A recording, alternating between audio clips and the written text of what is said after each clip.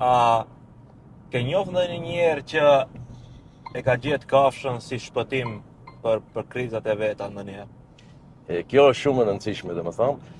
Në kohën e fundit, domethënë, për largim me qenë se fëmijët tanë, gjithë domethënë kur flasim, merren me telefonat ose me televizorët shumë, edhe në kohën e fundit, domethënë, ka gjetë një zgjidhje, merren me dy gjëra, macje ose peshqit. Okay. Pse? Macja domethënë nuk të le të rish në telefon, çdo herë ka qeft loze dhe bëhet si pjesë, si antar i familjes, lozim gjithë bashkë, domethënë, edhe asnjëherë fëmia s'mund të rrijë në telefon.